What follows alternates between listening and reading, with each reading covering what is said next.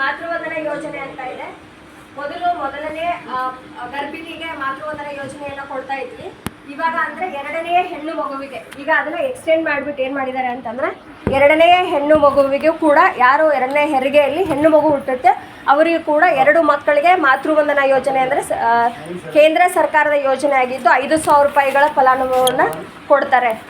ಗರ್ಭಿಣಿ ಆಗಿದ್ದಾಗ ಒಂದು ಪೂರಕವಾಗಿರಲಿ ಮತ್ತು ಅವರ ಕೇರ್ಗೆ ಅಥವಾ ಸಣ್ಣ ಪುಟ್ಟ ಖರ್ಚುಗಳೇನಿರುತ್ತೆ ಅಂಥದನ್ನು ಮಾಡ್ಕೊಳ್ಳೋಕ್ಕೆ ಅಂತ ಪ್ರಧಾನಮಂತ್ರಿ ಮಾತೃವಂದನಾ ಯೋಜನೆ ಅಂತ.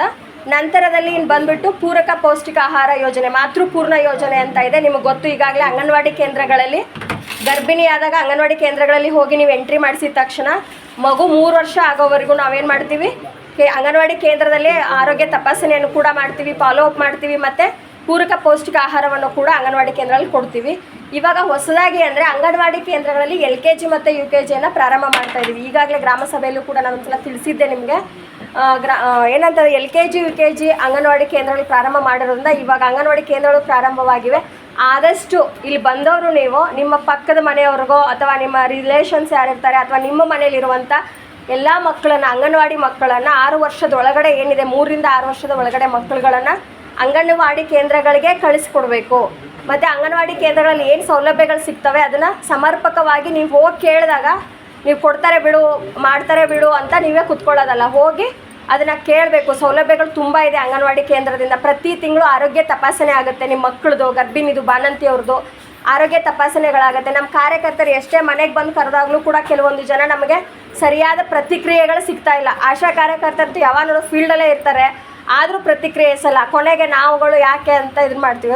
ಸೊ ಪ್ರತಿ ತಿಂಗಳು ಕೂಡ ಆರೋಗ್ಯ ತಪಾಸಣೆಯಲ್ಲಿ ಗರ್ಭಿಣಿ, ಬಾಣಂತಿ ಮತ್ತು ಮಕ್ಕಳನ್ನು ಏನು ಮಾಡಬೇಕು, ಕರೆದುಕೊಂಡು ಬರಬೇಕು. ಅಂಗನವಾಡಿ ಸೌಲಭ್ಯಗಳೇನಿದೆ ಅದನ್ನು ಸಮರ್ಪಕವಾಗಿ ನೀವು ತೆಗೆದುಕೊಳ್ಳುವುದರ ಜೊತೆಗೆ ಇದರಲ್ಲಿ ಕೆಲವರು ತಾಯಂದಿರು ಬಾಲ ವಿಕಾಸ ಸಮಿತಿ, ನಿಮ್ಮ ಮಕ್ಕಳು ಅಂಗನವಾಡಿಯಲ್ಲಿ ಓದ್ತಾ ಇರೋದ್ರಿಂದ ಬಾಲ ವಿಕಾಸ ಸಮಿತಿ ಅಧ್ಯಕ್ಷರಿದ್ದೀರಾ, ಸದಸ್ಯರುಗಳಿದ್ದೀರಾ, ನೀವುಗಳು ಯಾವಾಗಲೂ ಅಂಗನವಾಡಿಯಲ್ಲಿ ಒಂದು ಭೇಟಿ ನೀಡ್ತಾ ಇದ್ದರೆ ನಮ್ಮ ಅಂಗನವಾಡಿ ಕಾರ್ಯಕರ್ತೆಯರಿಗೂ ಕೂಡ ಬರ್ತಾರೆ, ಕೇಳ್ತಾರೆ ಅನ್ನೋದು ಗಮನಕ್ಕೆ ಬಂದು ಕೆಲಸ ಏನಾಗುತ್ತೆ, ಸುಗಮವಾಗಿ ಕೆಲಸಗಳಾಗತ್ತೆ. ಹಾಗಾಗಿ ಸಮೀಪದ ಏನೇ ಸರ್ಕಾರದ ಮಹಿಳಾ ಮತ್ತು ಮಕ್ಕಳ ಅಭಿವೃದ್ಧಿ ಇಲಾಖೆ ಏನೇ ಯೋಜನೆಗಳು, ಈಗ ಗೃಹಲಕ್ಷ್ಮಿ ಯೋಜನೆ ಬಗ್ಗೆ ನಿಮಗೆ ಗೊತ್ತು, ಇದ್ರ ಬಗ್ಗೆ ಏನಾದರೂ ಮಾಹಿತಿಗಳು ಬೇಕು ಅಂದರೆ ಸಮೀಪದ ಅಂಗನವಾಡಿ ಕೇಂದ್ರಗಳಿಗೆ ಭೇಟಿ ನೀಡಿ ಅಲ್ಲಿ ನಿಮಗೆ ವಿವರವಾದಂಥ ಎಲ್ಲ ಮಾಹಿತಿಗಳನ್ನು ಕೊಡ್ತಾರೆ. ಮತ್ತು ಮಕ್ಕಳನ್ನು ಆದಷ್ಟು ಅಂಗನವಾಡಿ ಕೇಂದ್ರಗಳಿಗೆ ಕಳಿಸಿ. ಅಂಗನವಾಡಿ ಕೇಂದ್ರಗಳಲ್ಲಿ ಪ್ರತಿ ತಿಂಗಳು ಸಭೆಗಳನ್ನು ಮಾಡ್ತಾರೆ, ತಾಯಂದಿರ ಸಭೆ ಮಾಡ್ತಾರೆ, VHND ಸಭೆ ಮಾಡ್ತಾರೆ, CBE ಸಭೆ ಮಾಡ್ತಾರೆ. ಅಂಥ ಸಭೆಗಳಿಗೆ ನಮ್ಮ ಕಾರ್ಯಕರ್ತರು ಬಂದು ನಿಮ್ಮನ್ನ ಕರೆದಾಗ ದಯವಿಟ್ಟು ಆ ಕಾರ್ಯಕ್ರಮಗಳಿಗೆ ಅಟೆಂಡ್ ಆಗಿ ಅವ್ರಿಗೆ ಸಹಕರಿಸಿ ಅಂತ ಹೇಳ್ತಾ ನಾನು 2 ಮಾತು ಮುಗಿಸ್ತೀನಿ. ಧನ್ಯವಾದ.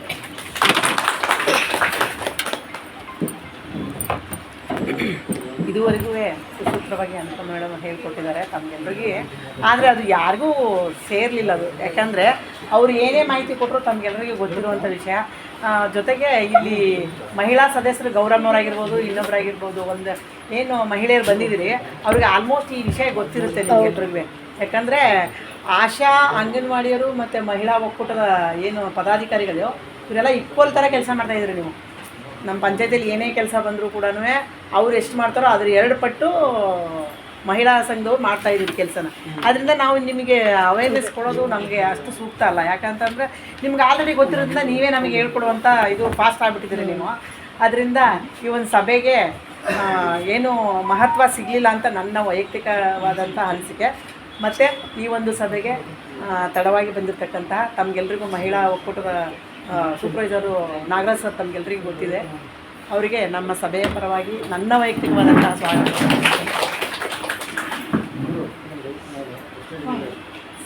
ಈ ತಾನೇ ಸಭೆಗೆ ಆಗಮಿಸತಕ್ಕಂತಹ ರವಿಕುಮಾರ್ ಸರ್ ಅಸಿಸ್ಟೆಂಟ್ ಇಂಜಿನಿಯರು ಬಂದಿದ್ದಾರೆ. ಅವ್ರಿಗೆ ನೀರು PRDಯಿಂದ ಬಂದಿದ್ದಾರೆ. ಅವರಿಗೂ ಕೂಡ ನನ್ನ ವೈಯಕ್ತಿಕವಾಗಿ, ನನ್ನ ಸಿಬ್ಬಂದಿ ಪರವಾಗಿ, ತಮ್ಮೆಲ್ಲರ ಪರವಾಗಿ ಸ್ವಾಗತವನ್ನು NRLM ಸಂಬಂಧಪಟ್ಟಂತಹ ಸಂಯೋಜಕರು ಕೂಡ ಬಂದಿದ್ದಾರೆ, ಸಂಜಯ್ ಸರ್ ಬಂದಿದ್ದಾರೆ. ಅವ್ರಿಗೂ ಕೂಡ ತಮ್ಮೆಲ್ಲರ ಪರವಾಗಿ ನನ್ನ ವೈಯಕ್ತಿಕವಾದಂಥ ಇಲ್ಲಿ ಮಹಿಳೆಯರಿಗೆ ಹೆಚ್ಚಿನ ವಿಷಯ ಗೊತ್ತಿರೋದು ನಮ್ಮ ಪರಶುಮೂರ್ತಿ ಸರ್ ಆಗಿರ್ಬೋದು ಅಥವಾ ನಾಗರಾಜ್ ಸರ್, ಯಾರಾದರೂ 2 ಹಿತನುಡಿಗಳನ್ನ ಹೇಳಬೇಕು ಅಂತ ಕೇಳ್ಕೊತಾ ಇದ್ದೀನಿ. ತಾವು ಪರಶುಮೂರ್ತಿ ಅವರು. ಎಲ್ಲರಿಗೂ ನಮಸ್ಕಾರ. ಈಗಾಗಲೇ ಎಲ್ಲ ಪಂಚಾಯತಿಗಳಲ್ಲೂ ತಾವು ನೋಡಿದಂಗೆ ನಮ್ಮ ತಾಲೂಕಲ್ಲಿ ಮಹಿಳಾ ಗ್ರಾಮ ಸಭೆಯನ್ನು ಆಯೋಜನೆ ಮಾಡ್ಕೊಂಡು ಬರ್ತಾ ಇದ್ದಾರೆ. ಹಾಗೆ ಇವತ್ತು ಜೈಪುರ ಹೋದಲ್ಲಿ ಜೈಪುರ ಗ್ರಾಮ ಪಂಚಾಯತಿಯಲ್ಲಿ ಒಂದು ಮಹಿಳಾ ಗ್ರಾಮ ಸಭೆಯನ್ನು ಆಯೋಜನೆ ಮಾಡಿದ್ದಾರೆ. ಈ ಗ್ರಾಮ ಸಭೆಗೆ ಎಲ್ಲ ಮಹಿಳೆಯರು ಸ್ವಾಗತ. ಈಗಾಗಲೇ ನಮ್ಮ PDO ಸರ್ ಅವರು ಮತ್ತು CDCO ಸೂಪರ್ವೈಸರ್ ಮೇಡಮ್ ಅವರು ಸಾಕಷ್ಟು ಹೇಳಿದ್ದಾರೆ ಮಹಿಳೆಯರಿಗೆ.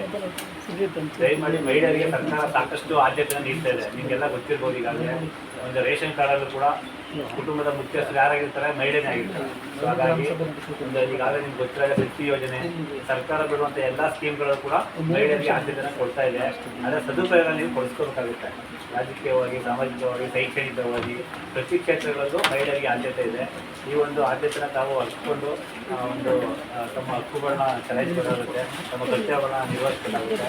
ಈಗಾಗಲೇ ಸಾಕಷ್ಟು ನಮ್ಮ ಸರ್ ಹೇಳಿದಾಗೇನೆ ನಮ್ಮಲ್ಲಿ ಈಗಾಗಲೇ NRLM ಅಂತೇಳಿ ಒಂದು ರಾಜ್ಯ ಮತ್ತು ಕೇಂದ್ರ ಸರ್ಕಾರದ ಒಂದು ಯೋಜನೆ ಇದೆ.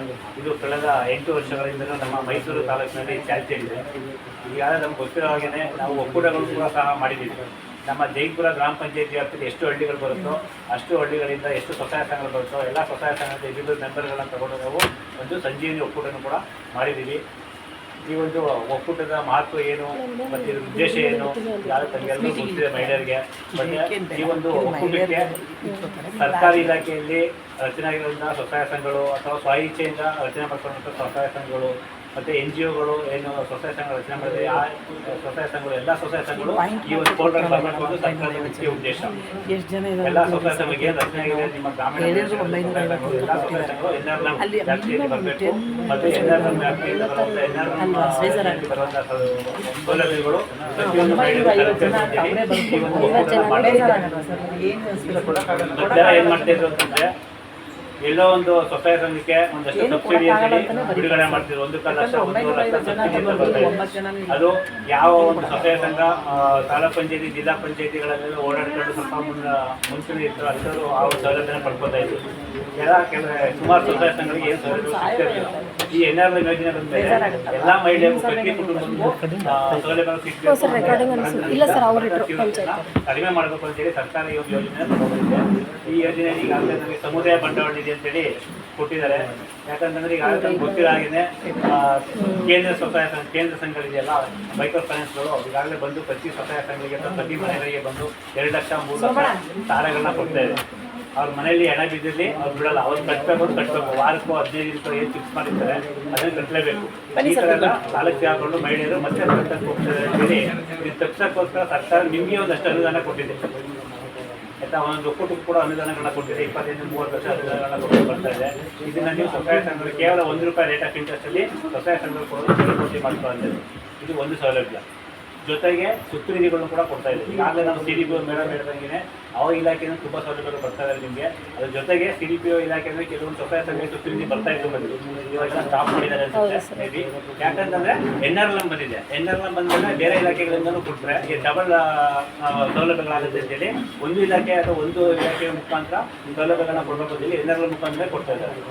ಹಾಗಾಗಿ ನಮ್ಮ ಸುತ್ತುನಿಧಿ ಕೂಡ ಹೊಸ ಸ್ವಸಹಾಯ ಸಂಘಗಳು ಒಂದು 36 ತಿಂಗಳಿಂದ ಈಚೆಗೆ ರಚನೆ ಆಗಿರೋದು. 4 ತಿಂಗಳಿಂದ 36 ತಿಂಗಳ ಒಳಗೆ ರಚನೆ ಆಗಿರೋ ಸ್ವಸಹಾಯ ಸಂಘಗಳಿಗೆ ಆರ್ಥಿಕವಾಗಿ ಸಬಲೀಕರಣ ಆಗಿದೆ ಅಂತೇಳಿ ಒಂದು 20-30 ಸಾವಿರ ಸುತ್ತುನಿಧಿ ಕೂಡ ಕೊಡ್ತಾ ಇದ್ದಾರೆ. ಇದ್ರ ಜೊತೆಗೆ ನಮ್ಮಲ್ಲಿ MBKಗಳಿದ್ದಾರೆ, NCRPಗಳಿದ್ದಾರೆ.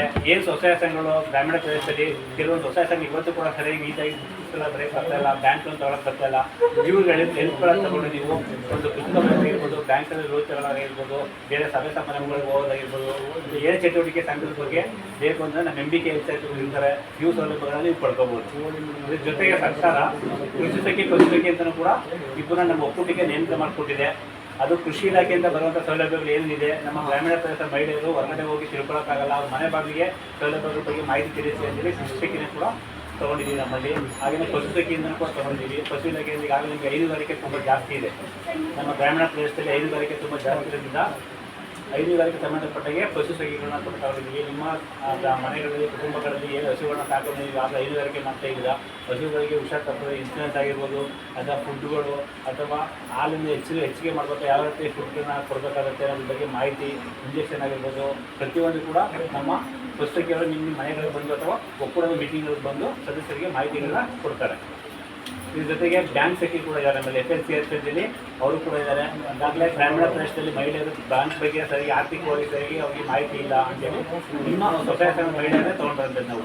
ಕೃಷಿಕೆ ಆಗಿರ್ಬೋದು ಪತ್ರಿಕೆ ಆಗಿರ್ಬೋದು NBK NCRP ಬೇರೆ ಯಾರೆಲ್ಲ ಅವರು ನಿಮ್ಮ ಸ್ಟಡಿ ಆಗಿರ್ತಾರೆ, ನಿಮ್ಮ ಸ್ವಸಹಾಯ ಸಂಘದಲ್ಲೇ ಇರ್ತಾರೆ. ಅವರು ಸ್ವಸಹಾಯ ಸಂಘ ಮಹಿಳೆಯರಿಗೆ ಉದ್ಯೋಗನ ಕೊಡಬೇಕು ಅಂತೇಳಿ ಸರ್ಕಾರ ಮಾಡಿರಂತಿದೆ. ಸೊ ಹಾಗಾಗಿ ಇಷ್ಟು ಒಂದು ಸೌಲಭ್ಯಗಳನ್ನ ನಮ್ಮ NRL ಕಡೆಯಿಂದ ಕೊಡ್ತಾ ಇದ್ದೇವೆ.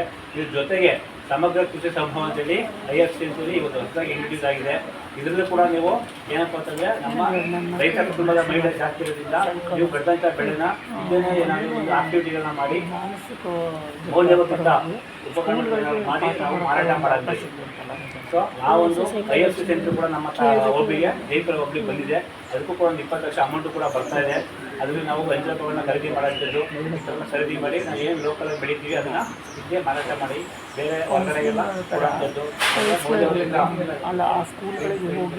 ಮತ್ತೆ ಈಗೆಲ್ಲ ರೂಟ್ ಸೆಟ್ಗಳಲ್ಲಿ ಸರ್ ಹೇಳ್ದಂಗೆ ತರಬೇತಿಗಳು ಕೂಡ ತುಂಬ ಇದೆ. ಅದೆಲ್ಲ ಫ್ರೀ ತರಬೇತಿಗಳು NRL ಕಡೆಯಿಂದನೇ ಮಾಡಿಕೊಡ್ತಾರೆ. ನಮ್ಮ ಮಹಿಳೆಯರಿಗೆ ಟೈಲರಿಂಗ್ ಆಗಿರ್ಬೋದು, ಬ್ಯೂಟಿಷಿಯನ್ ಆಗಿರ್ಬೋದು, ಅಥವಾ ಬೇರೆ ಯಾವುದೇ ಕೈಲುವರೆಗೆ ಆಗಿರ್ಬೋದು, ಅಥವಾ ಮೋಟರ್ ರೈಡಿಂಗ್ ಆಗಿರ್ಬೋದು, ಈ ಥರ ಬ್ಯೂಟಿಷಿಯನ್ ಈಗ ನಮ್ಮ ಇವರೇ ಮಾಡ್ತಾರೆ ಒಬ್ಬರು ಅಧ್ಯಕ್ಷರು ಬ್ಯೂಟಿಷಿಯನ್ ತರಬೇತಿ ತಗೊಂಡು ಮಾಡ್ತಾ ಇದ್ದಾರೆ. ಹೀಗೆ ಜೀವನೋಪಾಯ ಚಟುವಟಿಕೆಗಳು ಹೆಚ್ಚಿಸ್ಕೋಬೇಕು. ನಿಮ್ಮ ಆರ್ಥಿಕವಾಗಿ ಆದಾಯನ ಜಾಸ್ತಿ ಕಡಿಮೆ ಮಾಡಬೇಕು ಉದ್ದೇಶ. ಇದ್ರ ಜೊತೆಗೆ ಸಂಸ್ಥೆಗಳು ನಮ್ಮ ಸ್ವಸಹಾಯ ಸಂಘದ ಮಹಿಳೆಯರು ಏನು ಉತ್ಪನ್ನಗಳನ್ನ ಮಾಡ್ತಾ ಇದ್ದಾರೆ ಅದಕ್ಕೆ ಮಾರುಕಟ್ಟೆ ವ್ಯವಸ್ಥೆನ ಒದಗಿಸ್ಕೊಡ್ಬೇಕಂತೇಳಿ ನಮ್ಮ ಮೈಸೂರು ತಾಲೂಕು ಜೈಪುರನ ತೊಗೊಂಡಿದ್ದೀವಿ. ಜೈಪುರ ತಗೊಂಡು ಈಗಾಗಲೇ ಮಾನ್ಯ ಶಾಸಕರು ಕೂಡ ಲಾಸ್ಟ್ ಟೈಮ್ ಬಂದು ಉದ್ಘಾಟನೆ ಮಾಡಿದರು. ನಮ್ಮ ಪಂಚಾಯತಿ ಎಲ್ಲ ಮೆಂಬರ್ಗಳು, PDO ಸದಸ್ಯರು ಎಲ್ಲರೂ ಕೂಡ ಇದ್ದರು. ಎಲ್ಲ ನಮ್ಮ ಸ್ವಸಹಾಯ ಸಂಘ ಮಹಿಳೆ ಏನು ಉತ್ಪಾದನೆ ಮಾಡ್ತಿದೆ ಹಾಗೆ ಮಾರುಕಟ್ಟೆ ವ್ಯವಸ್ಥೆ ಒದಗಿಸ್ಕೊಡ್ಬೇಕಂತ ಉದ್ದೇಶದಿಂದ ನಮ್ಮಲ್ಲಿ ಸಂಜೆ ಕೂಡ ಆಗ್ತಾ ಇದೆ. ಮಾಸಿಕ ಸಂಜೆ ಬಟ್ ವಾರ ಸಂಜೆನೇ ಆಗ್ತಾ ಇದೆ. ಪ್ರತಿ ಸೋಮವಾರ ಸಂಜೆನೇ ಕೂಡ ಆಗ್ತದೆ. ಅದು NRL ಕಡೆ ರಿಲೀಸ್ ಆಗಿತ್ತು. ಸೊ ಇವಾಗ ಅವ್ರಿಗೆ ಟಾರ್ಪಲ್ ಕೂಡ ಕೊಡ್ಬೇಕು ಅಂತೇಳಿ ಇವತ್ತು ನಾವು ನಿಗದಿ ಮಾಡ್ತಿದ್ವಿ. ಲಾಸ್ಟ್ ಟೈಮ್ ಒಂದು PDO ಜೊತೆ ಮಾತಾಡ್ಕೊಂಡು ಹೋಗಿದ್ವಿ. ಈ ವೀಕ್ ಕೊಡೋಣ ಅಂತೇಳಿ. ಸೊ ನಮ್ಮ ಒಕ್ಕೂಟ ಕಡೆಯಿಂದ ಅವರಿಗೆ ಒಂದು ಟಾರ್ಪಲ್ ವ್ಯವಸ್ಥೆ ಕೂಡ ಕೊಡ್ತಾ ಇದ್ದಾರೆ. ದಯಮಾಡಿ ನಿಮ್ಮ ಮನೆಗಳಲ್ಲಿ ಅಥವಾ ಕುಟುಂಬಗಳಲ್ಲಿ, ನಿಮ್ಮ ಗ್ರಾಮಗಳಲ್ಲಿ ಯಾರ್ಯಾರು ಮಹಿಳೆಯರು ಜೀವನೋಪಾಯ ಚಟುವಟಿಕೆಗಳನ್ನ ಮಾಡ್ತಾಯಿದ್ದಾರೆ ಮತ್ತು ಏನೇನು ಆದಾಯ ಉತ್ಪನ್ನಗಳನ್ನ ಮಾಡ್ತಾಯಿದ್ದಾರೆ ಅವರು ಈ ಮಾರುಕಟ್ಟೆ ತಂದು ಮಾರಾಟನ ಮಾಡೋಕ್ಕೆ ನೀವು ಉತ್ತೇಜನ ಮಾಡಬೇಕು. ಅವ್ರಿಗೆ ಸ್ವಲ್ಪ ಹೆಲ್ಪ್ ಮಾಡಬೇಕಾಗುತ್ತೆ ಮತ್ತು ಮಾಹಿತಿನ ಶೇರ್ ಮಾಡಬೇಕು. ಯಾಕಂತಂದರೆ ಈಗಾಗಲೇ ಸರ್ ಹೇಳ್ದಂಗೆ ಮೇಡಮ್ ಹೇಳ್ದಂಗೆ ತುಂಬ ಜನ ಬರಬೇಕಿತ್ತು. ಒಂದೊಂದು ಟೈಮ್ ಬಂದು 70-80 ಜನ ಬರಬೇಕಿತ್ತು. ಅದು ತುಂಬ ಕಡಿಮೆ ಇದೆ. ಹಾಗಾಗಿ ಮಾಹಿತಿ ಶೇರ್ ಆಗ್ತದೆ ಎಲ್ಲ ಕಡೆ. ನೀವೇನು ತಿಳ್ಕೊಂಡು ಹೋಗ್ತೀರ ಇಲ್ಲಿ ನಿಮ್ಮಷ್ಟಕ್ಕೆ ಇಟ್ಕೊಬಿಟ್ರೆ ಬೇರೆ ಯಾರು ಕೂಡ ಮಾಹಿತಿ ಹೋಗಲ್ಲ. ಹಾಗಾಗಿ ದಯಮಾಡಿ ಎಲ್ರಿಗೂ ಮಾಹಿತಿನ ಶೇರ್ ಮಾಡಿ ಸಂಜೀವಿನಿ ಅಥವಾ NRL ಕಡೆಯಿಂದ ಬರುವಂಥ ಎಲ್ಲ ಸೌಲಭ್ಯಗಳನ್ನ ಪಡ್ಕೋಬೇಕು ಅಂತ ಹೇಳ್ತಾ ಈ ಒಂದು ಸಭೆಯಲ್ಲಿ ಮಾತಾಡೋಕ್ಕೆ ಅವಕಾಶ ಕೊಡುತ್ತೆ ಅಂತ ಮುಂಚೆ ಕ್ಲಿಯರ್ ಮಾಡಿ ಮಾತಾಡ್ತಾರೆ. ಒಂದು FRS ಇದೆ, ಕ್ಲಿಯರ್ ಮಾಡಿ. ಇದುವರೆಗೂ ನಮ್ಮ ಮಹಿಳೆಯರ ಪರವಾಗಿ ಏನೇನು ಸವಲತ್ತಿದೆ ಅನ್ನೋದ್ರ ಬಗ್ಗೆ ನಮ್ಮ ಸರ್ ತಮಗೆಲ್ಲ ಗೊತ್ತಿರೋರಿಗೆ ಸುಸೂತ್ರವಾಗಿ ಹೇಳ್ಕೊಟ್ಟಿದ್ದಾರೆ. ಅದನ್ನು ಸದುಪಯೋಗ ಪಡ್ಕೋಬೇಕು. ಯಾರೂ ಬರಲಿಲ್ಲ ಅಂದರೂ ಪರವಾಗಿಲ್ಲ, ಮಹಿಳೆಯರು ಸ್ವಲ್ಪ ಜನನಾದರೂ ಬಂದಿದ್ದೀರಲ್ಲ ಅವರಾದರೂ ಒಂದು 10 ಜನಕ್ಕಾದರೂ ನೀವು ಹೇಳ್ಕೊಡ್ಬೇಕಾಗತ್ತೆ. ಅದೇ ರೀತಿ ಇನ್ನೊಬ್ಬ ಸೂಪರ್ವೈಸರ್ ಆಗಿರ್ತಕ್ಕಂಥ ನಮ್ಮ ನಾಗರಾಜ್ ಸರ್ ಕೂಡ ಒಂದೆರಡು ಮಾತುಗಳನ್ನ ಹೇಳ್ಕೋಬೇಕು ಅಂತ ಕೇಳ್ಕೊತಾ ಇದ್ದಾರೆ. ವೇದಿಕೆ ಮೇಲಿನ ಎಲ್ಲ ಅಧಿಕಾರಿಗಳಿಗೆ ಹಾಗೂ ತಮ್ಮೆಲ್ಲರಿಗೂ ಕೂಡ ನಮಸ್ಕರಿಸುತ್ತಾ, ಈಗಾಗಲೇ ಸಾಕಷ್ಟು ವಿಚಾರಗಳನ್ನ ನಮ್ಮ ವಲಯ ಮೇಲ್ವಿಚಾರಕರಾದಂಥ ಪರಶುಮೂರ್ತಿ ಸರ್ ತಮ್ಮೆಲ್ಲರಿಗೂ ತಿಳಿಸ್ಕೊಟ್ಟಿದ್ದಾರೆ. ಸೊ ನಾವು ಹೇಳೋದು ಇಷ್ಟೇ, ಈಗ NRLM ಸ್ಕೀಮಿಗೆ ಸಂಬಂಧಪಟ್ಟಂತೆ ತಮ್ಮೆಲ್ಲರಿಗೂ ಕೂಡ ಜೈಪುರ ಪಂಚಾಯತ್ ವ್ಯಾಪ್ತಿಗೆ ಸಂಬಂಧಪಟ್ಟಂತೆ ಎಲ್ಲ ಮಹಿಳೆಯರಿಗೂ ಈ ವಿಷಯ ತಿಳಿದಿರಬೇಕು. ಮತ್ತು ಈಗ ಒಂದು ಹೊಸದಾಗಿ ಒಂದು ಕಾರ್ಯಕ್ರಮವನ್ನು ಯೋಜನೆ ಮಾಡಿದ್ದಾರೆ. ಏನಪ್ಪ ಅಂತಂದರೆ ಮಹಿಳಾ ಮತ್ತು ಮಕ್ಕಳ ಅಭಿವೃದ್ಧಿ ಇಲಾಖೆ ವತಿಯಿಂದ ಪೋಷಣ್ ಪಕ್ವಾಡ ಅಭಿಯಾನ ಅಂತ ಹೇಳಿ, ಜೊತೆಗೆ ಆರೋಗ್ಯ ಇಲಾಖೆಯಿಂದ ಕ್ಷಯರೋಗ ನಿರ್ಮೂಲನಾ ಅಭಿಯಾನ ಅಂತ ಹೇಳಿ. ಸೊ ಅದಕ್ಕೆ ಸಂಬಂಧಪಟ್ಟಂತೆ ನಮ್ಮ NRLM ಸಿಬ್ಬಂದಿಗಳಿರ್ತಾರೆ. ದಯಮಾಡಿ ಆರೋಗ್ಯ ಇಲಾಖೆಯ ಸಿಬ್ಬಂದಿಗಳು ಹಾಗೂ ಮಹಿಳಾ ಮತ್ತು ಮಕ್ಕಳ ಅಭಿವೃದ್ಧಿ ಇಲಾಖೆ ಸಿಬ್ಬಂದಿಗಳು ದಯವಿಟ್ಟು ಅವರನ್ನು ಬಳಸ್ಕೊಂಡು ಗ್ರಾಮೀಣ ಪ್ರದೇಶದಲ್ಲಿರ್ತಕ್ಕಂಥ ಎಲ್ಲ ಮಹಿಳೆಯರಿಗೂ ಕೂಡ ಅದರ ಒಂದು ಅರಿವನ್ನು ಮೂಡಿಸಬೇಕು ಅಂತ ತಮ್ಮಲ್ಲಿ ನಾನು ವಿನಂತಿಸ್ಕೊಳ್ತೇನೆ. ಸಾಕಷ್ಟು ಅರಿವಿನ ಕೊರತೆ ಇದೆ ನಮ್ಮ SHG ಮಹಿಳೆಯರಿಗೆ ಹಾಗೂ ಗ್ರಾಮೀಣ ಪ್ರದೇಶದಲ್ಲಿರ್ತಕ್ಕಂಥ ಎಲ್ಲ ಮಹಿಳಾ ವರ್ಗದವ್ರಿಗೂ ಕೂಡ. ಹಾಗಾಗಿ ನಮ್ಮ NRLM ಸ್ಕೀಮ್ನಲ್ಲಿ MBK, ಪಶು ಸಖಿ, ಕೃಷಿ ಸಖಿ ಹಾಗೂ FLCRP ಈ ಥರ ಎಲ್ಲ ಸಿಬ್ಬಂದಿ ವರ್ಗಗಳದವರು ಇದ್ದಾರೆ. ದಯಮಾಡಿ ತಾವೆಲ್ಲರೂ ಕೂಡ ಆರೋಗ್ಯ ಇಲಾಖೆಯವರು ಹಾಗೂ ಮಹಿಳಾ ಮತ್ತು ಮಕ್ಕಳ ಅಭಿವೃದ್ಧಿ ಇಲಾಖೆಯವರು ಅವರನ್ನು ಸದುಪಯೋಗ ಪಡಿಸ್ಕೊಂಡು ಗ್ರಾಮೀಣ ಪ್ರದೇಶದಲ್ಲಿರ್ತಕ್ಕಂಥದ್ರೆ ಜೈಪುರ ವ್ಯಾಪ್ತಿಯ ಎಲ್ಲ ಹಳ್ಳಿಗಳಲ್ಲೂ ಕೂಡ ಆ ಒಂದು ಕಾರ್ಯಕ್ರಮವನ್ನು ಮಾಡಬೇಕು ಅಂತ ತಮ್ಮಲ್ಲಿ ವಿನಂತಿಸ್ಕೊಳ್ತೇನೆ. ಸೊ ಈಗಾಗಲೇ NRLM ಸಂಬಂಧಪಟ್ಟಂತೆ ನಮ್ಮ ಪರಶುಮೂರ್ತಿ ಸರ್ ಹೇಳಿರೋದ್ರಿಂದ ಸೊ ಇದಿಷ್ಟನ್ನು ನಾನು ಹೇಳೋದಕ್ಕೆ ತಮ್ಮೆಲ್ಲರಿಗೂ ಇಷ್ಟ. Thank you. ಚಿಕ್ಕದಾಗಿ ಪಕ್ಕವಾಗಿ ಮಾತಾಡೋದಕ್ಕೆ ಪೋಷಣ್ ಪಕ್ವಾಡ ಕ್ಲಿಯರ್ ಆಯ್ತು. 15 ದಿನದ ಪ್ರೋಗ್ರಾಮ್ ಅಷ್ಟೇ ಕರೀತಾರೆ ಸರ್. ಯಾರು ಈಗ ಬರೋದಿಲ್ಲ ನಮ್ಮ ಪ್ರೋಗ್ರಾಮ್. ಮಹಿಳೆಯರ ಪರವಾಗಿ ಅಂದ್ರೆ ಇವತ್ತೇನು ಸಭೆ ಉದ್ದೇಶಿಸಿ ಅಂಗನವಾಡಿ ಕಾರ್ಯಕರ್ತೆಯರಾಗಿರ್ಬೋದು ಅಥವಾ ಆಶಾ ಅಲ್ಲೆಲ್ಲ ಪ್ರೋಗ್ರಾಮ್ ಮಾಡ್ತೀರಾ ಅಥವಾ ಮಹಿಳಾ ಗೌರವ ಒಕ್ಕೂಟದ ಪದಾಧಿಕಾರಿಗಳು ಯಾರು ತಮ್ಮ ಅಭಿಪ್ರಾಯಗಳು ಏನಾದ್ರು ಇದ್ರೆ, ಯಾಕಂದ್ರೆ ನಮ್ಮದಕ್ಕೆ ನಾವು ಹೇಳ್ತೀವಿ ಅಷ್ಟೇ, ನಿಮ್ಗಳದ್ದು ಏನು ಅನ್ನೋದು ಗೊತ್ತಾಗಲ್ಲ ನಮಗೆ ಅಭಿಪ್ರಾಯಗಳು. ಅಟ್ಲೀಸ್ಟ್ ಅದನ್ನ ತಗೊಂಡ್ರೆ ನಾವು ಅದನ್ನ ಅಳವಡಿಸ್ಕೊತೀವಿ, ಮತ್ತೆ ಅದಕ್ಕೆ ಒಂದು ಸಜೆಷನ್ ಕೂಡ ಕೊಡ್ತೀವಿ. ಅದಕ್ಕೋಸ್ಕರ ತಾವು ಯಾರು ಮಾತಾಡೋದಿದ್ರೆ ಮಾತಾಡಿ ದಯವಿಟ್ಟು. ಅಂಗನವಾಡಿಗೆ ಸಂಬಂಧಪಟ್ಟಂಗೆ ಮಾತಾಡ್ತಿದ್ರು ಪರವಾಗಿಲ್ಲ. ಈಗ ಪೋಷಣ್ ಪಕ್ವಾಡ ಅಂತ ನಾಗರಾಜ್ ಸರ್ ಹೇಳಿದ್ರು, ಬಟ್ ಅದು ಆಲ್ರೆಡಿ ನಿಮಗೆ ಬಂದಿದೆ ಅಷ್ಟೇ. ಅದು ಆಲ್ರೆಡಿ ಪೋಷಣ ಪಕ್ವಾಡ ಮುಗಿತು ಇದೆ. ಅದು ಅಂಗನವಾಡಿ ಅವ್ರಿಗೆ ಎಲ್ರಿಗೂ ಗೊತ್ತಿದೆ ಅನ್ಸುತ್ತೆ. ಆದರೆ ನಾವು ಮಾಡ್ತಾ ಇರೋದು ತಪ್ಪೇನಂದ್ರೆ ಮಹಿಳೆಯರು ಗಂಡಂದ್ರಿಗೆ ಇನ್ ಟೈಮ್ ತಿಂಡಿ ಕೊಡ್ತೀವಿ, ಇನ್ ಟೈಮ್ ಊಟ ಕೊಡ್ತೀವಿ. ಅದು ಏನು ಸೇರ್ಬೇಕು ಅದೆಲ್ಲ ಸೇರುತ್ತೆ ಅವ್ರಿಗೆ, ನ್ಯೂಟ್ರಿಷನ್ ಫುಡ್ಡು. ನಮ್ಗಳಿಗೆ ಏನೂ ಸೇರಲ್ಲ. ಯಾಕೆ ಗೊತ್ತಾ, ಅವ್ರಿಗೆ ಹಾಕ್ಬಿಡ್ತೀವಿ. ಅದು ಖಾಲಿ ಆಯ್ತಂದ್ರೆ ಬೇಕಾದ್ರೆ ಅನ್ನನ ಉಪ್ಪಿನಕಾಯಿ ಹಾಕೊಂಡು ತಿಂದ್ಬಿಡ್ತೀವಿ ನಾವು. ಅವ್ರು ತಿಳ್ಕೊತಾರೆ ಹೆಂಗಸರು ಏನು ಮಾಡ್ತಾರೆ ಅಲ್ಲೇ ತಿಂತಾರಂತೆ. ಖಂಡಿತ ಸುಳ್ಳದು. ನಿಜವಾಗ್ಲೂ ನಾವು ಬರ್ಡನ್ ಆಗ್ತಾ ಇರೋದೇ ನಾವು ಮಹಿಳೆಯರು. ಸುಳ್ಳು ಅದು. ಮಹಿಳೆಯರು ತುಂಬ ಬರ್ಡನ್ ಆಗ್ತಾ ಇದ್ದೀವಿ. ಆರೋಗ್ಯದ ಬಗ್ಗೆ ಪುರುಷ ಪ್ರಧಾನ ನಮ್ದು ದೇಶ ಇರೋದು, ಅದರಲ್ಲಿ ಮಹಿಳೆಯರು, ಹಳ್ಳಿ ಮಹಿಳೆಯರು ಅಂತಿದೆ. ಅವ್ರು ಊಟ ಮಾಡಿದ್ರೆ ನಾವು ಮಾಡಿರಲ್ಲ ಮೊದಲನೇದಾಗಿ. ಲೆಸ್ಸೇ ನಮ್ದಾಗಿರುತ್ತೆ. ಆಮೇಲೆ ಅವ್ರಿಗೆ ಏನು ಒಂದು ಖರ್ಚಿನಿಂದ ಹಿಡಿದು ಒಂದು ಟವಲಿಂದ ಹಿಡಿದು ನಿಂತ್ಕೋತೀವಿ. ಅದೇ ನಾವು ಕೆಲ್ಸಕ್ಕೆ ಹೋಗ್ತೀವಿ ಅಂದರೆ ಎಷ್ಟೊತ್ತಿಗೆ ಬಂದೆ ನಿನ್ನ ಕೆಲಸ 5:30 ಬಿಟ್ಟಿತ್ತು, ಇಷ್ಟು ಲೇಟಾಗಿ ಬಂದ ಅಂತ ಕೇಳ್ತಾರೆ. ನಮಗೆ ಅದೇ ಗಂಡಸರು ಕೇಳ್ತಾರೆ, ನಿಮ್ದು ಬಿಟ್ಟಿರೋದು 5:30ಗಲ್ವಾ, ಇನ್ನೂ ಬಂದಿಲ್ವಾ ಅಂತ ಕೇಳ್ತಾರೆ. ಆದರೆ ಅವ್ರು ಬೆಳಗ್ಗೆ 8:00 ಪೇಪರ್ ಇಟ್ಕೊಂಡ್ರೆ ಸಾಕು, ಅಯ್ಯೋ ನಮ್ಮ ಮನೆಯವ್ರಿಗೆ ಲೇಟ್ ಆಗುತ್ತೆ ಅಂದ್ಬಿಟ್ಟು ನಾವು ಹೋಗ್ತೀವಿ.